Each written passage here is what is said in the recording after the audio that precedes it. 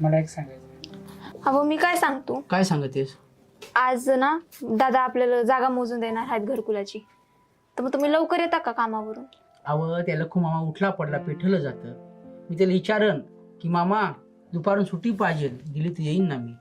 अहो देतील लखू तात्या, त्यांच्यासारखा गावात माणूस नाही.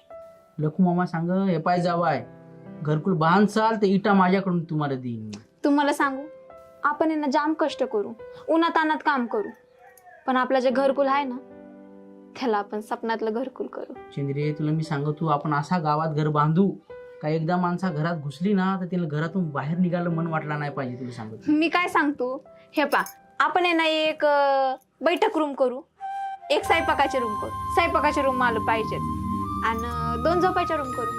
चंद्रे तू जसा सांगशील ना तसं आपण घर बांधू. बरोबर. आता आपण वरती कौलं टाकायची का पत्र टाकायची? आपण जर कवडा टाकली ना तर दरवर्षी अहो त्या चाळायला लागत आहे. मी सांगून ना सिमेंटाचं पत्र टाकू. अहो त्यांना जाम गरम होतंय, मग स्टीलचं पत्र टाकलं तर कसं होईल? त्यांना धगवतंय मग घर. पण तुला सांगू ना डायरेक्ट स्लॅबच टाकू. अहो घरकुलाच्या पैशात स्लॅबचा खर्च निघणार आहे का? तुम्ही खर्च कमी करा. अहो चंद्रे अजून घरकुलाचं पैसे पण नाही आलं तर तू खर्चाची गोष्ट चावळतेस. अहो चंद्रे अहो मग आज ना घरी लवकर यायचं, मी तुमच्यासाठी काहीतरी गोडधोड करते. तू काय गोडधोड बनवणार आहेस? तुम्ही या तर मग आल्यावर बघा. बरं मग मी येऊ चंद्रे. जपून जाजोस.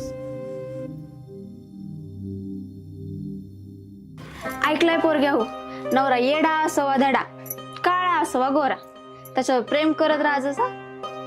नवरा कामावून घरी आला ना तर त्याच्या संग 2 शब्द गोड बोलत जा, म्हणजे कसं त्याचा जो दिवसभरचा थकवा असतंय ना सगळं निघून जाते.